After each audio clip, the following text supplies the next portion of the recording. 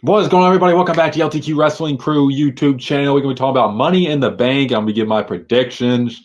And I'll be honest, the hype for this pay-per-view really hasn't been there. And again, apologies for not really doing a lot of Raw or SmackDown reviews. I've been working those nights. And plus, when I get home and watch the shows, there really isn't a lot to really discuss when it comes to these shows. WWE's really been, I guess, lazy is the right word to use. Like, they've really just been lacking on their quality lately. And 2024 was such a good year for WWE that it's really hard to top that. And maybe that's why a lot of us fans feel like, this year has been kind of a dud so far for WWE, but it just really hasn't been that exciting of a product lately. And then they've been getting rid of R-Truth, they've been getting rid of Carlito. So hopefully Money in the Bank this year lives up. And that report came out a few weeks ago. Triple H is not the biggest fan of the Money in the Bank concept. That's not what you want to hear because he hasn't booked really that briefcase well at all for the men or women's side. So hopefully this is a different year for that. And this match card has 4 matches. Usually that's the Triple H formula, 4 or 5 matches on the card. You don't really like to do much more than that. And the match card's okay. I mean, is it going to get me overly excited? No, but sometimes that's a good thing. Sometimes when you don't have high expectations, the shows end up being better. So let's start off with the first against Becky Lynch for the women's IC title. Now, this has been a feud they've really been building up, and I think Lyra's actually done well in this feud, especially on the mic.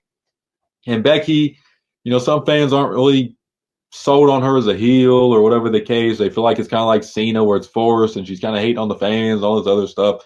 Hasn't been horrible. It's definitely elevated Lyra Valkyria.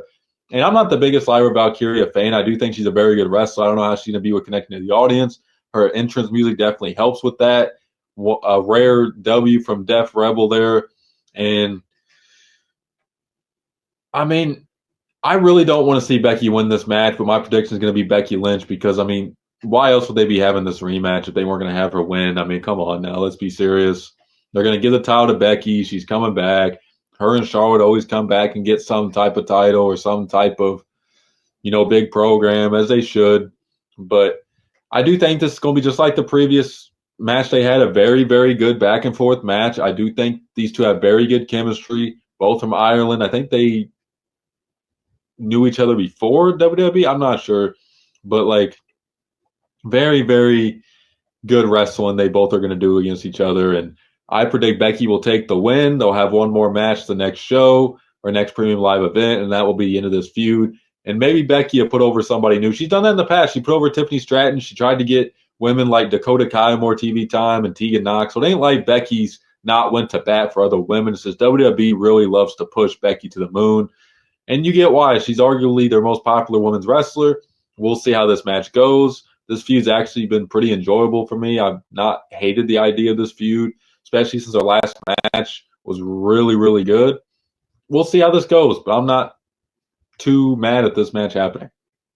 So we have the men's Money in the Bank. We have El Grande Americano, which he beat CM Punk and AJ Styles, which that shocked me and a lot of other people, I'm sure. Andrade, LA Knight, Solo, Seth Rollins, and Penta. Now, this is a very weird lineup here for the Money in the Bank. Rollins is obviously the favorite here, but I don't see him winning. I do think Punk is going to screw Rollins out of it since he screwed Punk. His group screwed Punk on Raw in his qualifying match. I just think Rollins doesn't really need the briefcase. Like, I always say that about a lot of main guys. Like, there's always fans like, oh, well, Rollins hasn't been a world champion in a while. But, yeah, he hasn't, but he doesn't need it. Like, just like CM Punk. CM Punk doesn't need the briefcase to go for a world title. He could easily just go up to John Cena and be like, you know what, we have a history, me and you, let's do it. Like, he doesn't need it. So, I understand why WWE would not go with Seth Rollins here. Now, who is the favorite if not Seth Rollins? I think LA Knight or Solo, you could go 50-50 between those two, who you want to win or who you predict to win. I'm going to predict Solo wins. I just feel like there's more to tell with a story with him, especially with him and Jacob Fatu. You could do more with that.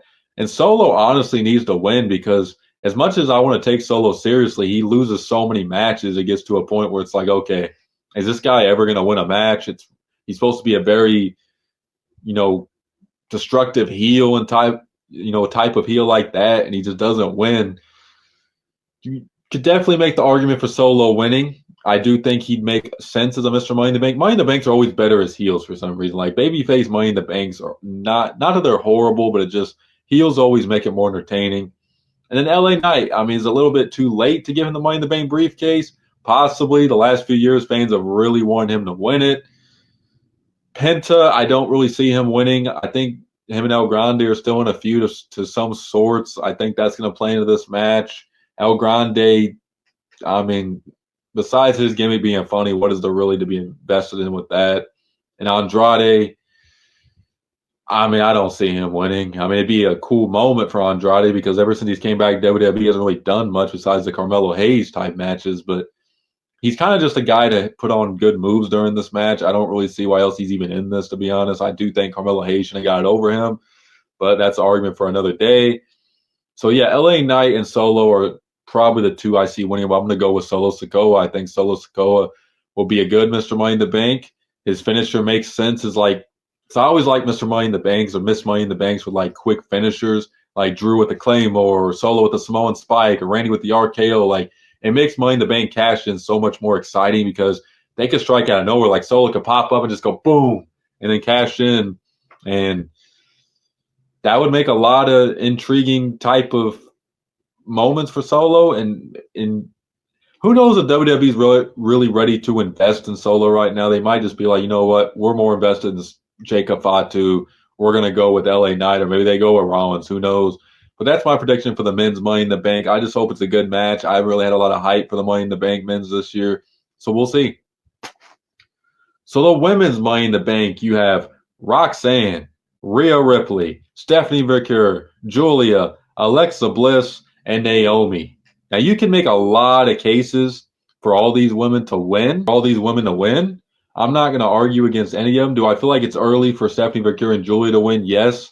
Wouldn't hate one of them winning, though, because they did with Tiffany Stratton. She was new to the main roster. They strapped the Rocket to her, and now she's the women's champion. So they could take that route with one of them women. Roxanne, could she win? She's not been on the main roster very long, but she'd make a lot of sense as well. So you got three new women who they could potentially make a star with, even though I do think all three are going to be stars anyways. You could push one of them to right away, just like you did with Tiffany Stratton. Alexa Bliss is my favorite. Bliss is obviously the favorite. And, you know, her and Tiffany are already kind of doing a feud, and you got that going. She hasn't been in the world title scene in a minute. So I think Little Miss Bliss is the favorite. And even Naomi would probably be my second favorite to win this. She's been done really great as a heel. She's done some of her best work in a while. And she said she don't have a lot of time left, so maybe WWE takes that as an opportunity to go, you know what? Let's give Naomi one final run as the women's champion and send her, you know, to retirement or a break in style. That's definitely a possibility. Rhea, I honestly don't want Rhea to win. She doesn't need to win this match. She's been women's champion so many times. It's just like with Rollins, right? Like, she doesn't need to win Money in the Bank to go for a women's world title. She could easily just challenge. She's already been in a feud with EO anyways. So does she really need to win the women's Money in the Bank? No. So I'm going to go Bliss and Naomi as my two favorites, but I'm going to go Bliss as my number one favorite. It's time. She still gets reactions. Her and Tiffany already got that built up. Even though you can make the argument, well, Bliss is already going for Tiffany. Yes, but she hasn't really been in the world title scene in a minute, and Bliss needs something to do because they might not go with the women's world title match right away between her and Tiffany. Rhea, she already has a rematch. She's already been involved with EO multiple matches. So we'll just have to see how that goes. The Money in the Bank match last year with the women was not the best match. Now, I do think this year the women's Money in the Bank will be better than the men's just because there's a lot of great women's wrestlers. I mean, there's not one woman in this match that can't wrestle. There's going to be a lot of good spots, a lot of holy shit chants, and this is awesome chants, and all these women get a reaction. So I think the audience is going to be invested in this and can't wait to see who wins.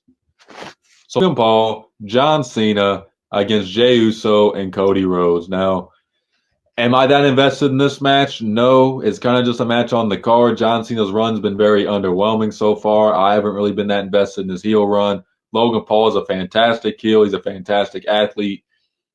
Say what you want about him. I always say this. He's one of the best.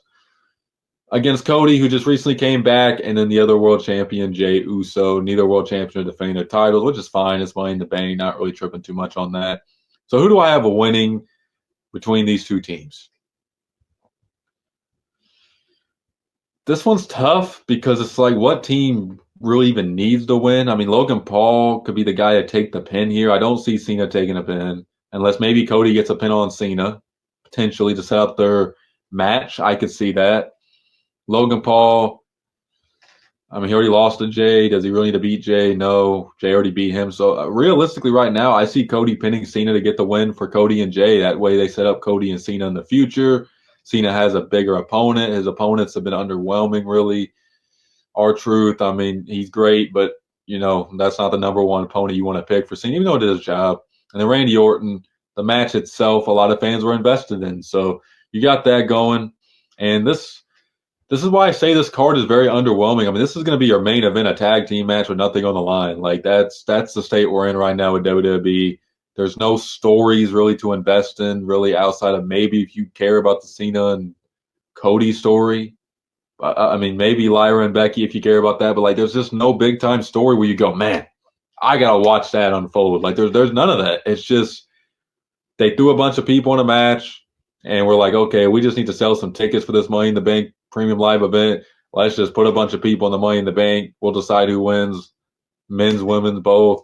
And the main event, we'll just throw a tag team match together, have neither world champions defend their titles, and go from there. Like, it is what it is. I just hope it's a very good pay-per-view. Hopefully you guys enjoy it. Make sure to like and subscribe for more wrestling content. And if you have your predictions, comment them down below. Let us know what you think about Money in the Bank. Are you excited? What's your predictions? Appreciate you guys watching. Peace.